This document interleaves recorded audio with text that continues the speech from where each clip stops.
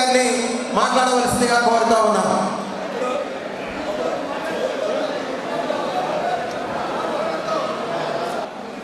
దానికి సంబంధించి బ్యాగులు మీ జిల్లా సెక్రటరీకి అందజేయడం జరుగుతుంది. జిల్లా సెక్రటరీ ద్వారా మీ డిపో కార్యదర్శులు మీకు చేర్చడం జరుగుతుంది. ఒక్కొక్క జిల్లా సెక్రటరీ నన్ను సంప్రదిస్తే వాళ్లకు ఆ కాంప్లిమెంట్ అందజేయడం జరుగుతుంది. జిల్లా సెక్రటరీ మాత్రమే రావాలి. గొప్పరాజు వెంకటేశ్వర్లన్న గారికి మరియు ఈ సభకు అధ్యక్షత వహిస్తున్నటువంటి రాష్ట్ర అధ్యక్షులు పల్సెట్టి సార్ మరియు జనరల్ సెక్రటరీ నర్సయ్య గారికి మరియు చాలా దూర ప్రాంతాల నుంచి ఈ సభను విజయవంతం చేయడానికి మరియు ఐక్యత చూపడానికి విచ్చేసినటువంటి మీ అందరికీ శిరస్సు వంచి నమస్కరిస్తున్నాను. ఈరోజు ఏదో ఒక మహానదిలో ఎర్రటి కలువ పూల వలె మీరందరూ కూడా ఈరోజు ఈ సభకు విచ్చేసినటువంటి సోదరి మనులందరినీ చూస్తుంటే చాలా ఆనందంగా ఉంది. అయితే ప్రభుత్వం మా సమస్యల్ని పరిష్కరించడంలో చోద్యం చూస్తే మాత్రం ఘాటెక్కిన మిర్చిల వలె మేము ఉంటాము అని ఎర్రడనంతో మీరందరూ మీ ఐక్యతను చూపుతున్నందుకు అందరికీ చాలా గర్వంగా ఉంది. అయితే ఉద్యోగుల సమస్యల పరిష్కారంలో రాష్ట్ర వ్యాప్తంగా ఏపీజేఏసీ అమరావతి మరియు ఆర్టీసీ ఎంప్లాయీస్ యూనియన్ పరంగా ఏవైతే జోడెడ్ల వలె పరిగెత్తుతూ ఉన్నాయి. కాబట్టి ఉద్యోగస్తులందరూ కూడా వాళ్ళ సమస్యల పరిష్కారంలో గుండె మీద చేయి చాలా ప్రశాంతంగా ఉండొచ్చని మీ అందరికీ చెప్తున్నాను. ఎందుకంటే ఉద్యోగుల హక్కుల కోసం తన జీవితాన్ని పోరాటం చేస్తూ త్యాగంగా పెట్టినటువంటి మహోన్నత నాయకుడు పల్సెట్టి దామోదర్ సార్ అని మీ అందరికీ నేను సగర్వంగా తెలియజేస్తా ఉన్నాను. అలాగే ఎప్పుడో 1932వ సంవత్సరంలో ఈ సంస్థ మొదలై ఈరోజు మలిదశ అని నేను సంభావించను. ఎందుకంటే ఇది మలిదశ కాదు. మీరందరూ కూడా ఉరుతలకే రక్తం ఏ విధంగా ఎనర్జెటిక్గా ఉంటుందో ఆర్టీసీ సంస్థ ఉద్యోగులు ఆ రకంగా ఎప్పుడూ ఎనర్జెటిక్గా ఉంటారని ఈ సందర్భంగా మీ అందరికీ తెలియజేస్తా ఉన్నాను. అదేవిధంగా శ్రమజీవులకి చిహ్నం మీరందరూ అని మరొకసారి తెలియజేస్తూ ఈ అవకాశాన్ని నాకు ఇచ్చినందుకు ధన్యవాదాలు తెలియజేస్తున్నాను. థ్యాంక్ యూ అమ్మా. ఇప్పుడు మనందరం కూడా గారి గౌరవనీయులు మన ఎగ్జిక్యూటివ్ డైరెక్టర్ మాట్లాడే ముందు ఒక 2 నిమిషాలు సార్ గురించి కూడా మాట్లాడాల్సిన ఆవశ్యకత ఉంది. ఏదైనా కావాల్సినప్పుడు ఎంత గట్టిగా అడుగుతామో ఏదైనా పొందిన తర్వాత కూడా అదే కృతజ్ఞతలు తెలియజేయాల్సిన బాధ్యత మన మీద ఉంది. మనకి సిద్ధాంతాలు ఉన్నాయి కాబట్టి ఇవాళ ఏపీజేఏసీ అమరావతిలో అన్ని సమస్యలని ప్రభుత్వ పరిధిలో పరిష్కరించుకుంటున్నప్పటికీ ప్రభుత్వం ఇచ్చిన ఆదేశాలు అమలు కావాలంటే ఆర్టీసీ అధికారులు పనిచేస్తేనే మనకు ఆ ఫలితాలు వస్తాయి. అందులో భాగంగానే మన ఈడీఐ గారు గౌరవనీయులు బ్రహ్మానంద గారిని మన భాషలో అంటే మన ట్రేడ్ యూనియన్ భాష ఆర్టీసీ భాషలో మన యూనియన్ భాషలో మాట్లాడుకోవాలనుకుంటే ఇందాక బొప్పరాజు అన్న గారు నాకన్నా పని రాక్షసుడు దాము అన్నారు. అలాగే అధికారుల్లో ఉన్నటువంటి పని రాక్షసులు అంటుంటాం మేము సరదాగా. అంటే పని రాక్షసులు అంటే ఏదో నిరంతరం ఏదో చేయాలి. నేను సర్వీసులో ఉన్నంత వరకు ఏదో ఒకటి చేయాలి, అవకాశం ఉన్నంత వరకు చేయాలి. నాకు భగవంతుడు అవకాశం ఇచ్చాడు, ఇది చేయాలని. అలాంటి మనస్తత్వం ఉండబట్టే చాలా దురదృష్ట సంఘటన విజయనగరం వెళ్తున్న సందర్భంలో అనుకోని సంఘటనల ప్రమాదం జరిగితే అలాంటి మంచితనం అలాంటి ఆలోచనను బట్టే ఏది మంచో చెడో భగవంతుడితో రికార్డ్ అవుతూ ఉంటారు. ఆ రికార్డ్ అయిన ఫలితమే ఇవాళ మన ముందు గౌరవనీయులు బ్రహ్మానంద రెడ్డి గారిని తారని కూర్చోగలుగుతారంటే అదే నిదర్శనం. ఇవాళ ఉదాహరణకు ఒక మాట చెప్తాను. మనకి ఇందాక బొప్పరాజన్న గారు చెప్పినట్లు ముఖ్యమంత్రి గారి ఆధ్వర్యంలో సమావేశం జరిగినప్పుడు ఆర్టీసీ ఉద్యోగులకు సంబంధించినటువంటి పదోన్నతుల విషయం మాట్లాడింది బొప్పరాజు గారే. పక్కనే ఉంటే అన్న మన సమస్యలు ఏమన్నా రాసేవంటే అక్కడ మన తరపుని ఇప్పుడంటే జాయింట్ స్టాఫ్ కౌన్సిల్లో మనకు అవకాశం వచ్చింది. అప్పుడు ఏపీజే అమరావతి ఆధ్వర్యంలో ఉన్నామంటే ఏ యూనిట్కి వెళ్ళిన అవకాశం మన ఏపీజే అమరావతిలో సెక్రటరీ జనరల్గా ఉన్నాం కాబట్టి అప్పుడు వైవిధ్యాలకు ఉండేది. ఇప్పుడు నాకుంది. మన సమస్యను ప్రభుత్వం దృష్టికి తీసుకెళ్లే అవకాశం కలిగింది. అందుకని అన్ని విషయాలు మనం రాసిస్తే 2 విషయాలు మాట్లాడుకున్నాం. ఈ పదోన్నతుల విషయం ఆయన అడిగారు, మన పదోన్నత విషయం ఉంది కదా అని చెప్పేస్తే స్లిప్ ఇవ్వడం జరిగింది. అలాగే చైల్డ్ కేర్ విషయం కూడా మాట్లాడుకోవడం జరిగింది. ఇవాళ పదోన్నతుల విషయంలో ఆర్టీసీ ఉద్యోగులు గత ప్రభుత్వ హయాం నుంచి 6 సంవత్సరాలుగా ఆగిపోయారు సార్. దీనివల్ల 6-7 వేల మంది ఉద్యోగులకు పదోన్నతులు ఆగిపోయాయని చెప్పేసి ప్రస్తావన చేయడం, అది ముఖ్యమంత్రి గారి దృష్టిలోకి స్వయాన ఆర్థిక శాఖ మంత్రి గారు తీసుకెళ్ళడం జరిగింది. అంతేకాదు చైల్డ్ కేర్ లీవ్, ఇవాళ చైల్డ్ కేర్ లీవ్ వలన ప్రభుత్వ ఉద్యోగుల్లో శాఖల్లో పనిచేస్తున్న వాళ్ళు ఎంతమందికి ఉపయోగపడుతుందో నాకు తెలియదు. కానీ ఆర్టీసీలో పనిచేస్తున్నటువంటి ఆర్టీసీ మహిళా ఉద్యోగుల్లో 5,096 మంది మహిళా ఉద్యోగులు ఉన్నారు. దాంట్లో 4,046 మంది మహిళా కండక్టర్లు ఉన్నారు. మీరేమనుకోండి, బాధపడద్దు. చాలామంది ఆంటీలు అయిపోయి అమ్మమ్మలు నాన్నమ్మలు కూడా అయిపోయారు. ఎందుకు మనకి రిక్రూట్మెంట్ లేవు అంటే మన పిల్లలు 18 సంవత్సరాల పీరియడ్ దాటిపోయి ఉన్నారు. ఇవాళ ప్రభుత్వం ఆ సీలింగ్ 18 సంవత్సరాల సీలింగ్ లేకుండా ఉండుంటే మన ఆర్టీసీలో ఉన్న మహిళా సోదరీమణులకి సుమారు 4,400 మందిలో 3,000 మందికైనా ప్రయోజనం ఉపయోగపడేది కాదు. ఇవాళ రిటైర్మెంట్ లోపు ఎప్పుడైనా ఎవరికైనా వాడుకునే విధంగా ఆ జీవో వచ్చిందంటే భారతదేశంలో ఏ రాష్ట్రంలో ఏ ముఖ్యమంత్రి ఇవ్వలేదంటే అది రావడానికి కారణం ఏపీజే అమరావతి 92 రోజులు ఉద్యమం చేస్తున్నప్పటి నుంచి ఆ డిమాండ్ లైవ్లో ఉంచింది ఏపీజే అమరావతి మాత్రమే. చాలామంది కామెంట్ చేశారు, అదేనా వస్తుంది చైల్డ్ కేర్ అంటే మనవరాళ్ళకి ఇస్తారని చెప్పేసి. కానీ సార్ ఇవాళ ఈడీఏ గారు ఉన్నారు సార్, చైల్డ్ కేర్ మీద ఇబ్బంది ఉందంటే సర్కార్ కూడా ఇచ్చారు. దానికి కొత్త భాష మన ఆర్టీసీలో చెప్తున్నాను సార్. డిపెండెన్స్ ఉంది కాబట్టి పిల్లలకు పెళ్ళి అయిపోయింది కదా, ఇవ్వమని చెప్పేసి కొన్ని చోట్ల ఇస్తున్నారు, కొన్ని చోట్ల ఇవ్వడం జరుగుతుంది. ఇవాళ బొప్పరాజు గారిని కాబట్టి మీరు సెక్రటేరియట్కి వెళ్తుంటే ఐఏఎస్ ఐపీఎస్ గ్రేడ్ 1 ఆఫీసర్స్ చాలామంది ఉమెన్ ఆఫీసర్స్ బొప్పరాజు గారికి మీకు థ్యాంక్స్ అండి. చైల్డ్ కేర్ లీవ్ని తీసేసి సీల్ తీసేసి క్యాప్ తీసేసి ఇప్పించడానికి కారణం వల్ల ఇవాళ మా మనవరాల్లో చూసుకోవడానికి యూఎస్ఏ వెళ్ళి ఆ చైల్డ్ కేర్ లీవ్ని ఉపయోగించుకుంటామని చెప్పేసి ఇవాళ సెక్రటరీ నుంచి జీవోలు ఇచ్చినటువంటి అధికారులే ఉపయోగించుకుంటుంటే మన ఆర్టీసీలో చిన్న స్థాయి ఉద్యోగులు కండక్టర్ మహిళా సోదరీమణులు వాడుకోవడానికి ఇన్ని నిబంధనలు అవసరమా? ప్రభుత్వం ఇచ్చినటువంటి అవకాశాన్ని ఆర్టీసీ ఉద్యోగులకి మీరు అరటి పండు ఒలిచిపెట్టేలా అందిస్తున్నారు కాబట్టి ఈ చైల్డ్ కేర్ లీవుల విషయంలో కూడా ఎటువంటి అభ్యంతరం లేకుండా ఉండే విధంగా చేసి ఆర్టీసీలో పనిచేస్తున్నటువంటి 5,000 మంది సోదరీమణులకి న్యాయం చేస్తారని చెప్పేసి ఈ సందర్భంగా మీకు మనవి చేస్తూ వాళ్ళ పదోన్నతుల విషయంలో ఇందాక బొప్పరాజు గారు చెప్పారు. ఈడీఏ గారు గతంలో ఈడీఏగా ఉంటూ ప్రభుత్వం తీసుకున్న ఆదేశాల మేరకు విజయనగరం ఎగ్జిక్యూటివ్ డైరెక్టర్గా వెళ్ళడం జరిగింది. తర్వాత ప్రభుత్వం నుంచి వచ్చినప్పుడు మళ్ళీ ఈడీఏగా బాధ్యత తీసుకున్నప్పటికీ దీపావళి సందర్భంగా మనకి ముఖ్యమంత్రి గారు ఏదైతే పదోన్నతులు ఇమ్మని జీవో ఇచ్చారో ఆ జీవో ఫలితంగా సుమారు 6,500 మంది వరకు పదోన్నతులు రావాలి. కానీ అప్పటికి కొన్ని న్యాయపరమైన చిక్కులు ఇతరత్ర ఇబ్బందులు డివిజన్ సీనియర్టీ సమస్యలు ఉన్న కారణంగా ఈడీఏ గారు మళ్ళీ విజయనగరం ఈడీ నుంచి ఈడీఏగా బాధ్యతలు తీసుకున్నప్పటికీ 6,500లో మనకు వచ్చినటువంటి పదోన్నతులు ఎన్నో తెలుసా? ఇందాక నాగేశ్వరరావు గారు చెప్పినట్లు 550 లెటర్లు ఇచ్చారంటే ఆ లెటర్లో కనీసం 10-15 లెటర్లు పదోన్నతుల కోసం మనం కూడా ఇచ్చుంటాం. వీటన్నింటినీ పరిశీలించి ఈడీఏగా మళ్ళీ బాధ్యత తీసుకున్నప్పటికీ 508 పదోన్నతులు మాత్రమే మనకు వచ్చాయి.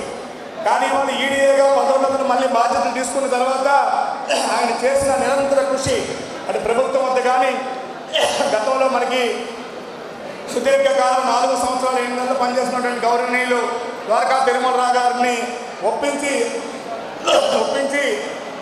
సార్ చాలా కాలంగా పదోన్నతులు ఆగిపోయినాయి, మీ ఆధ్వర్యంలో మీరే ఇవ్వాలి సార్ అని చెప్పేసి ఏదైనా చేయాలంటే సార్ వెళ్ళిపోతూ కూడా 3 రోజుల ముందు సర్కులర్ ఇప్పించిన కారణంగా ఇవాళ 508తో ఆగిపోయిన పదోన్నతులు ఇవాళ సంఖ్య ఎంతో తెలుసా? మీకు బుక్ కూడా ఇస్తాం చూసుకోండి. 6,222 పదోన్నతులు వచ్చాయంటే దానికి కారణం స్వయాన ఈడీఏ గారు చేసిన కృషి. ఎందుకంటే ఉన్నతాధికారులకు ఎలా ఉంటుందంటే కింది స్థాయి అధికారులు చెప్పింది ఫీడ్బ్యాక్ తీసుకుంటారు. డెఫినెట్గా మేమైతే మీ డిపో కమిటీని చెప్తే మేము ఎలా ఆలోచన చేస్తాము. అలాగే కింద స్థాయిలో ఉన్నతాధికారులు ఎండీ గారి తర్వాత అన్ని మన కష్ట సుఖాలు ఇబ్బందులు మంచి పరిపాలన చూడాల్సింది కూడా ఈడీఏ గారు కాబట్టి అన్ని విషయాలు ఈడీఏ గారు మాటనే ప్రాధాన్యత ఉంటుంది కాబట్టి ఆ విషయంలో పాజిటివ్గా మాట్లాడిన కారణంగా ఇవాళ పదోన్నతుల్ని క్లియరెన్స్ వచ్చిందంటే దానికి కారణం ఈడీఏ గారు బ్రహ్మానంద రెడ్డి గారు అని చెప్పేసి చెప్పక తప్పదు. అలాగే గౌరవనీయులు ద్వారకా తిరుమలరావు గారు కూడా ఈ సందర్భంగా ఈ మహాసభ ద్వారా ప్రత్యేక కృతజ్ఞతలు ధన్యవాదాలు తెలియజేస్తామని చెప్పి సందర్భంగా తెలియజేస్తున్నారు. అంతేకాకుండా ఈ మధ్య కాలంలో రిటైర్మెంట్ అయిపోతున్న ఉద్యోగులకి విలీనం తర్వాత ట్రీట్మెంట్ ఆగిపోయింది సార్ అంటే పాత ఎండీ గారిని ఒప్పించి రిటైర్ అయిన ఎంప్లాయీస్కి గవర్నమెంట్తో జీవో ఇప్పించడంలో బొప్పరాజన్న గారు కృషి చేసి ఏహెచ్ఎస్తో పిహెచ్ఎస్ ఇప్పిస్తే ఆర్టీసీ ఆసుపత్రుల్లో కూడా మందులు ఇప్పించాలని చెప్పేసి మందులు ఇప్పించే విధంగా ఈడీఏ గారు కూడా కృషి చేసి రిటైర్డ్ ఎంప్లాయీస్ కూడా మందులు ఇప్పించే విధంగా చేయడం అయితే జరిగింది. ఇంకొకటి ఉంది సార్, మీరు ఒప్పిస్తే డెఫినెట్గా ఇప్పుడు ఉన్నటువంటి మన ఎండీ గారు డెఫినెట్గా ఉద్యోగుల సంక్షేమం పట్ల ఆలోచన చేస్తున్నారు కాబట్టి తప్పకుండా ఆర్టీసీ ఉద్యోగులకి రిఫరల్ హాస్పిటల్ విలీనంగా ముందు ఏదైతే వైద్య సౌకర్యాలు ఐడెంటిటీ కార్డు పట్టుకొని వెళ్తే ₹1 కోటి వైద్యం ఆ కుటుంబానికి అందేది. కానీ ఇవాళ ఏహెచ్ఎస్ కార్డుకి ₹225 రికవర్ అవుతున్నా అది కంటికి పంటికి తప్ప దీనికి ఉపయోగకరంగా లేదు కాబట్టి ఆ విషయంలో ఈడీఏ గారిని ఒప్పించి పాత పద్ధతుల్లోనే ఈహెచ్ఎస్ని కొనసాగిస్తూ పాత పద్ధతుల్లోనే వైద్య సౌకర్యం అందించేందుకు మీ వంతు మీరు కృషి చేయాలని చెప్పి సందర్భంగా రాష్ట్ర కమిటీ తరఫున తమరికి విజ్ఞప్తి చేయడం అయితే జరుగుతుంది. అలాగే మీరు కూడా మన మా దృష్టిలో కూడా పెట్టడం జరిగింది, ఒక లేఖ కూడా ఇవ్వడం జరిగింది సార్. ఇవాళ గతంలో ఆర్టీసీ ఉద్యోగుల మన డబ్బులతో మనం హాస్పిటల్ నిర్మించుకున్నాం. ₹100 రికవరీ పెట్టాం మనం. దాని మీద ప్రత్యర్థి స్వతంత్ర సంఘాల నాయకులు విమర్శలు చేస్తే ఆ ₹100 రికవరీ ఆపేశారు. కానీ ఇవాళ ₹100 రికవరీ కంటిన్యూ అయి ఉంటే ఇవాళ మెడికల్ ఫండ్ కింద ₹100 కోట్ల ఇవాళ డిపాజిట్ అయి ఉండేది. ఆ ₹100 కోట్ల డిపాజిట్ వచ్చిన వడ్డీతోనే మనకి ఇవాళ అన్లిమిటెడ్ వైద్య సేవలు అందే అవకాశం ఉండేది. అవసరమైతే అలాంటి ఆలోచన చేసైనా సరే వాళ్ళ ఆర్టీసీ ఉద్యోగులు కష్టసుఖాలు మీకు తెలుసు. రాత్రి పగలు పనిచేస్తాం, ఎక్కడ పడుకుంటామో ఎక్కడ తింటామో తెలియని పరిస్థితి. వాళ్ళ ప్రపంచంలో ఏ సంస్థలో లేని విధంగా రోజుకు ఒక ఉద్యోగి చనిపోతున్నారు సార్. ఆన్ డ్యూటీలో ఇవాళ ఉద్యోగులు మనం పరిశీలిస్తే చివరి క్షణం వరకు అవసరమైతే నేను చచ్చిపోతాను తప్ప ఏ ప్రయాణికుడికి ఏమీ కాకూడదని ఆలోచన చేసే విధంగా ఈ మధ్య కాలంలో ఆన్ డ్యూటీలో ఉన్న డ్రైవర్లు విజయవాడ కానీ ప్రతి చోట్ల ఆన్ డ్యూటీలో డ్రైవింగ్లో చేస్తూ గుండెపోటు వస్తే బస్సు అలా తీసుకెళ్లి పక్కకి తీసి ఆపేసి ఏ ఒక్క ప్రయాణికుడు కూడా ఆపద లేకుండా చేసిన చరిత్ర ఆర్టీసీ ఉద్యోగులకి ఉంది. కాబట్టి ఇలాంటి ఉద్యోగుల ఆరోగ్యాన్ని కాపాడాల్సిన బాధ్యత ఉంది. అందులో భాగంగానే వైద్య సేవలు ఈ ఎండీ గారు వచ్చిన తర్వాత కూడా ఈ ఎండీ గారు కూడా ట్రాన్స్పోర్ట్లో పనిచేస్తున్న ఉద్యోగుల సంక్షేమం కోసం ఆలోచన చేస్తారని మన ఈడీఏ గారు సార్ మన ఎంప్లాయీస్లో చాలా మరణాల సంఖ్య ఉంది, చాలా హార్ట్ అటాక్లు ఉన్నాయి.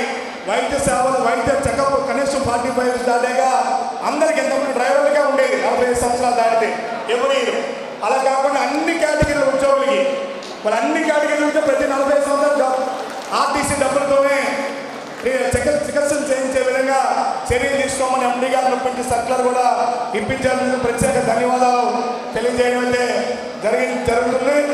అలాగే ఇవాళ మెడికల్ అడ్మిట్ అయిన ఉద్యోగులు చాలామంది మెడికల్ అడ్మిట్ అయిన ఉద్యోగులకి గతంలో ఉన్న సిస్టమ్ ప్రకారం అడిషనల్ మానిటరీ బెనిఫిట్ లేదు, ఉద్యోగాలు లేవు. మనం చాలా ప్రయత్నం చేశాం. ఏపీజేఎస్ అమరావతి రాష్ట్ర ప్రభుత్వం దృష్టికి తీసుకెళ్ళాం. ప్రభుత్వం స్పందించి గౌరవనీయులు కృష్ణబాబు గారు కూడా స్పందించి దీని మీద న్యాయపరమైన చిక్కులు వస్తున్నాయి, ఇది కరెక్ట్ కాదు, వాళ్ళు అడిగిన డిమాండ్ కరెక్ట్ అని చెప్పేసి ఇమీడియట్గా వాళ్ళు ఎప్పుడైతే విలీనం నుంచి మెడికల్ అడ్మిట్ అయిపోయినటువంటి ఎంప్లాయీస్ ఉన్నారో డ్రైవర్స్ ఉన్నారో వాళ్ళందరికీ అడిషనల్ మానిటరీ బెనిఫిట్ కానీ అర్హత ఉంటే కండక్టరు డ్రైవరు శ్రామికో ఉంటే విద్యార్థులు ఉంటే అంటే రూల్స్ ప్రకారం మనకు గైడెన్స్ ప్రకారం రిక్రూట్మెంట్ రెగ్యులేషన్స్ ప్రకారం అర్హత ఉంటే ఉద్యోగం ఇచ్చే విధంగా లేదంటే అడిషనల్ మానిటరీ బెనిఫిట్ ఇచ్చే విధంగా ఆదేశాలు ఇప్పించారు. అయితే మన ఈడీఏ గారు ఏం చేశారంటే గతంలో మనం ఒక ఆర్టీసీ డ్రైవర్కి మాత్రం అడిషనల్ మానిటరీ బెనిఫిట్ ఉండేది. ఇవాళ మేనేజింగ్ డైరెక్టర్ గారు పాత ఎండీ గారు ఇప్పించిన సర్కులర్ మేరకు ప్రభుత్వం నుంచి వచ్చిన జీవోను అనుసంధానం చేసి ఇవాళ ఏ ఉద్యోగి అన్ఫిట్ అయినా ఆల్టర్నేట్ ఎంప్లాయ్మెంట్తో పాటు అడిషనల్ మానిటరీ బెనిఫిట్ ఇప్పించిన ఘనత మన మన ఈడీఏ గారికి మన పాత ఎండీ గారికి దక్కిందని చెప్పేసి ఈ సందర్భంగా తెలియజేస్తూ చాలా విషయాలు చెప్పుకుంటూ పోతే చాలా ఉన్నాయి, ఇంకా చాలా చేయాల్సినవి ఉన్నాయి. ఇవాళ సార్ వచ్చారు కాబట్టి ఏదో పొగడ్తలు చేస్తున్నామని దయచేసి మీరు అనుకోవాల్సిన అవసరం లేదు, సార్ అనుకోవాల్సిన అవసరం లేదు. ఇందాక చెప్పాను, ఫలితం పొందేది కృతజ్ఞతలు చెప్పాల్సిన బాధ్యత మన మీద ఉందని చెప్పేసి తెలియజేస్తాం. కాబట్టి సార్ ఇంకొక విషయం సార్, మీరు మొన్న కూడా మాట చెప్పారు, ఏదైతే ఇప్పుడు రాష్ట్ర వ్యాప్తంగా ఇవాళ విజయవాడలో ఆర్టీసీ ఉద్యోగుల డబ్బులతోనే 50 పడకల ఆసుపత్రులు కట్టారు. అదే రాయలసీమ ప్రాంతంలో 20 పడకల ఆసుపత్రులు కట్టుకోవడం జరిగింది. అదే ప్రాంతాల వరకు చూస్తే ఉత్తరాంధ్ర ప్రాంతంలో విశాఖపట్నంలో కూడా ఏదైతే కడపలో ఏరియా హాస్పిటల్ నిర్మించారో అదేవిధంగా విశాఖపట్నంలో 20 పడకలో 25 పడకలో హాస్పిటల్ కడితే ఆ ప్రాంత ఆర్టీసీ ఉద్యోగులకి మెరుగైన వైద్య సౌకర్యాలు అందుతాయని చెప్పి సందర్భంగా మీకు మనవి చేస్తూ ఇవాళ 19 డిస్పెన్సరీలు ఉన్నాయి. ఇవాళ కొన్ని సుమారు 8-9 జిల్లా కేంద్రాల్లో మన మదనపల్లి అవ్వచ్చు, అనకాపల్లి అవ్వచ్చు, కొన్ని ప్రాంతాలు ఉన్నాయి కొత్తగా ఏర్పడినటువంటి జిల్లా కేంద్రాలు. ఆ జిల్లా కేంద్రాల్లో ఇవాళ డిస్పెన్సరీస్ లేవు. ఆ దిశగా మేము కూడా లేకపోవడం జరిగింది. మీరు కూడా సానుకూలంగా ఎండీ గారు నొప్పించి చేద్దామన్నారు. తప్పనిసరిగా అన్ని జిల్లా కేంద్రాల్లో ఆర్టీసీ డిస్పెన్సరీ పెట్టించే విధంగా తమకు చొరవ తీసుకుని త్వరలో ఆదేశాలు ఇప్పిస్తారని కోరుకుంటూ మిగిలిన విషయాలన్నీ కూడా ఎప్పుడూ ఈడీఏ గారిని మేము డిస్టర్బ్ చేయము. కొంతమంది నాయకులు అనుకుంటారు మేము ఎప్పుడైతే అప్పుడు అధికారులు మాట్లాడాలని, మనం అనుకోం. ఎప్పుడు అధికారులు పెరిగి ఉంటే అప్పుడు వెళ్తాం మనకి. అంటే వాళ్ళకి మనకి తేడా ఏంటి? నిరంతరం ఈడీఏ గారు ఆఫీస్కి వస్తారు, నిరంతరం మన రాష్ట్ర కమిటీ నేను కానీ నర్సయ్య గారు కానీ ఇతర మన రాష్ట్ర నాయకులు కానీ బయట మీటింగ్లు ఉంటే వాట్సాప్లో కనిపిస్తాం. మీకు బయట వాట్సాప్లో కనిపించలేదంటే ఆర్టీసీ హౌస్లో ఉన్నట్టే. అందుకని ఈడీఏ గారికి ఒక మెసేజ్ పెట్టి సార్ తమను కలవాలి ఏటీఎంలో రమ్మంటే సార్ ఫ్రీ ఉన్న టైంలో ఉదయం 6 గంటలు, ఉదయం 9 గంటలకు లేదా సాయంత్రం 6 గంటలు ఎప్పుడైతే టైం ఉంటే అప్పుడు ఇస్తారు. ఆ టైంలో మనం వెళ్తే అరగంట మాట్లాడినా, గంట మాట్లాడినా, ఎన్ని గ్రీవెన్స్ పట్టుకెళ్ళినా అవకాశం ఉన్నంత వరకు సాధ్యాలు చూసి అవకాశం ఉన్నంత వరకు పాజిటివ్గా ఆలోచించి న్యాయం చేసే మనసు ఉన్నటువంటి వ్యక్తిగా మీకు మా రాష్ట్ర కమిటీ తరఫున ఈ మహాసభ తరఫున కృతజ్ఞతలు, ధన్యవాదాలు తెలియజేస్తూ ఇప్పుడు గౌరవనీయులు మన ఎగ్జిక్యూటివ్ డైరెక్టర్ ఈడీఏ గారు ప్రమాణ రెడ్డి గారు మాట్లాడుతున్న కోరుకుంటున్నాను. Thank you sir.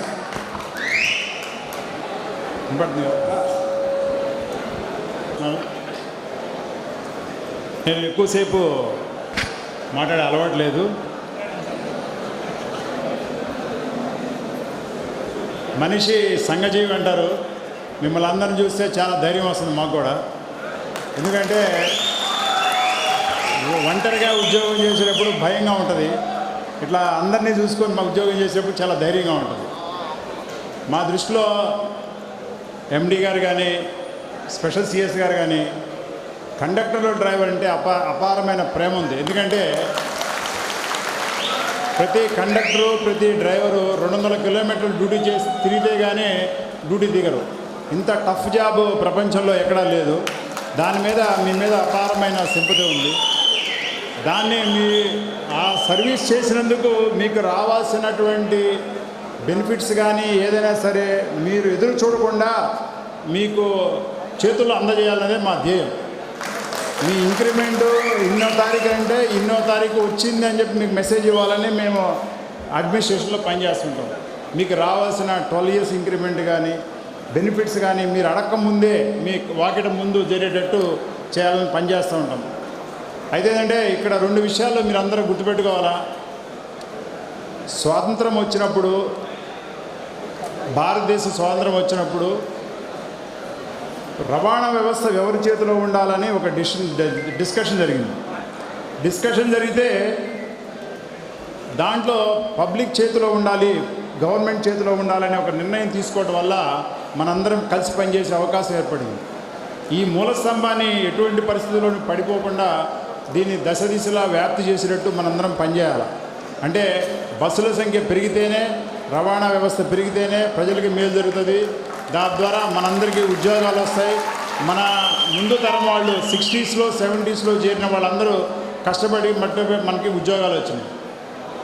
కాబట్టి రవాణా వ్యవస్థ బలపడేటట్టు ఇప్పుడు మనకున్న 11,000 బస్సులు, ఒక 15,000 బస్సులు 2030-35 అయ్యేటట్టు, మళ్ళీ ఒక 20,000 బస్సులు కనీసం 2035 కన్నా అయ్యేటట్టు మనందరం కలిసికట్టుగా పనిచేయాల్సిందిగా నేను మీ అందరినీ హృదయపూర్వకంగా కోరుతా ఉన్నాను.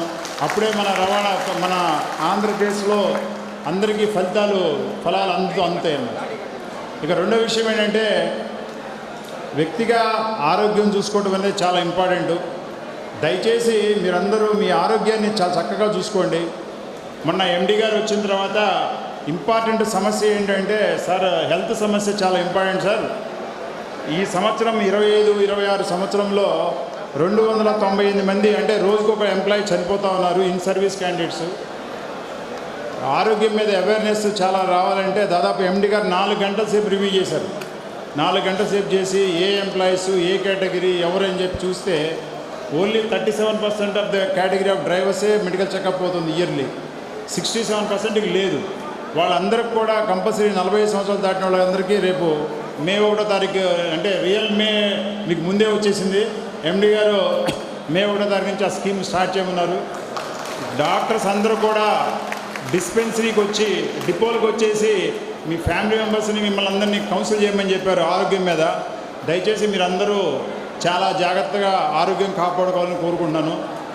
ఇక మూడో విషయం ఏంటంటే, జాబ్ చేస్తున్నాం సార్ టెన్షన్ వస్తుంది అంటుంటారు డ్రైవర్లు కండక్టర్లు మా దగ్గరికి వచ్చినప్పుడు. ఈ టెన్షన్ రాకుండా ఎట్లా పనిచేయాలనేది దామోదర్ గారిని రిక్వెస్ట్ చేస్తున్నా, మీరు ట్రైనింగ్ క్లాసులు కండక్ట్ చేయాలి.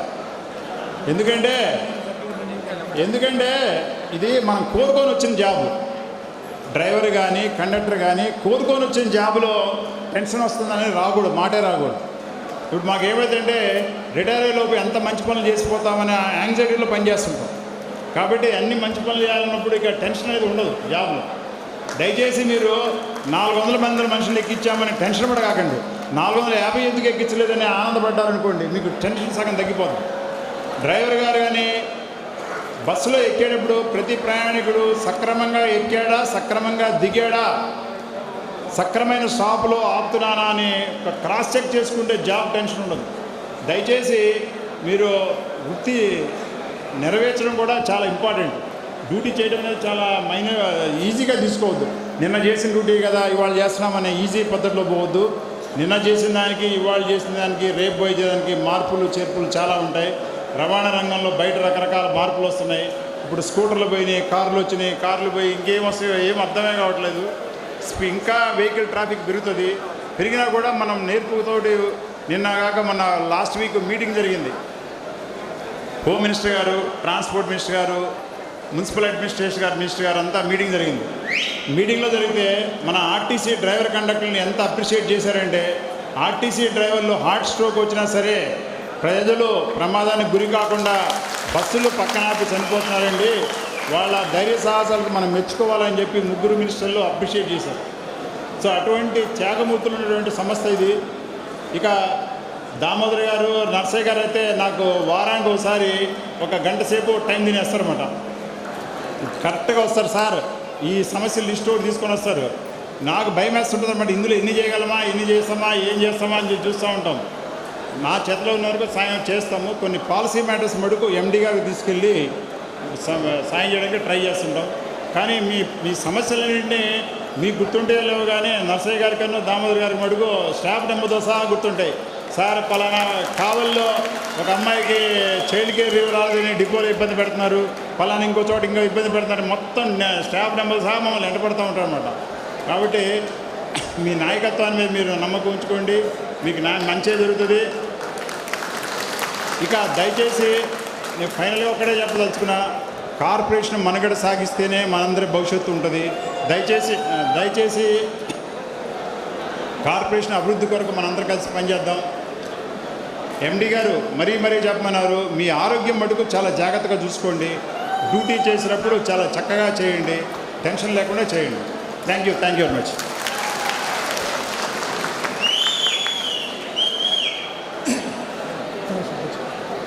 Thank you sir.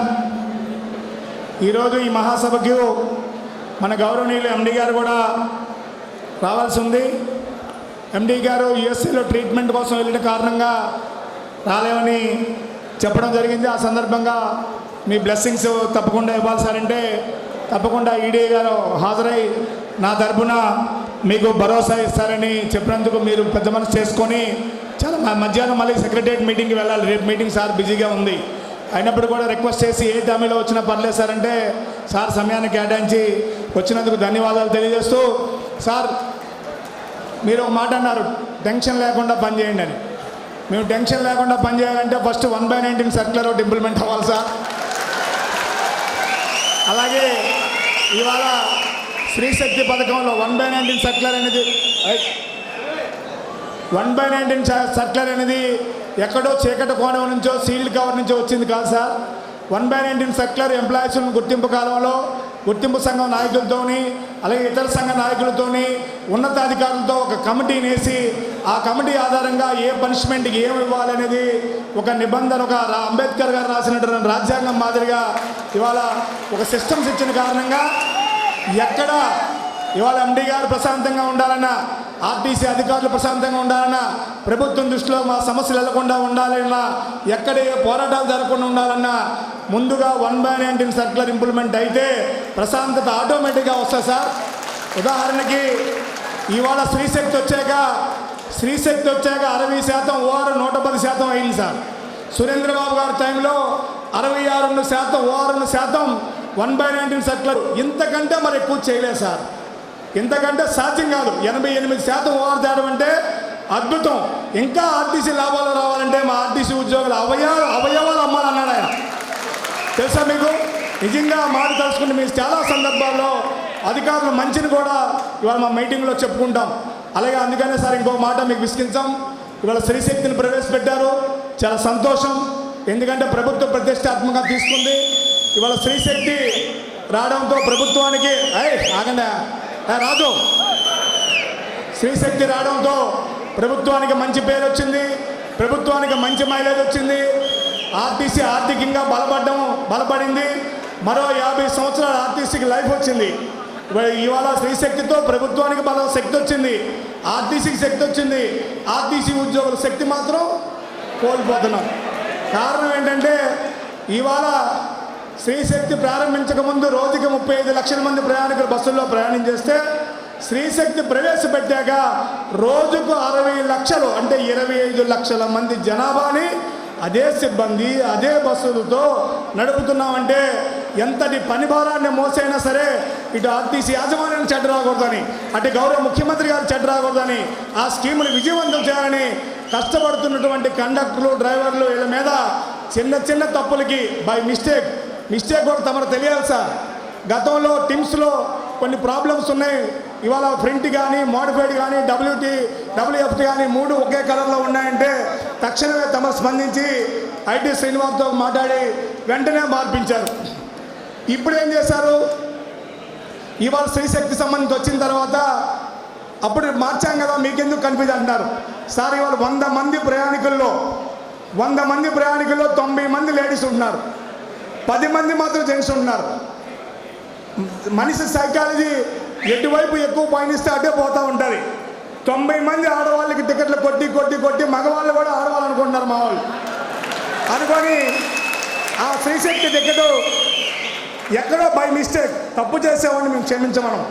ఎట్టి పరిస్థితుల్లో ఉద్దేశపూర్వకంగా తప్పు చేసేవాడిని క్షమించమనం. జరిగిన పొరపాటుని క్షమించాలి.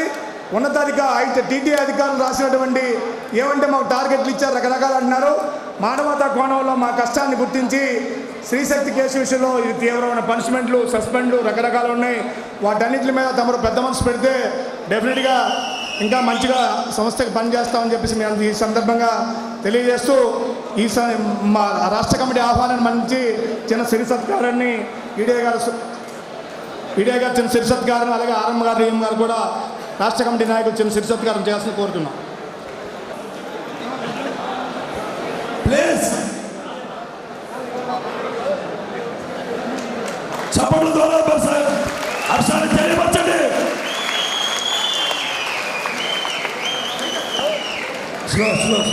అందరూ ఒకసారి థ్యాంక్ యూ.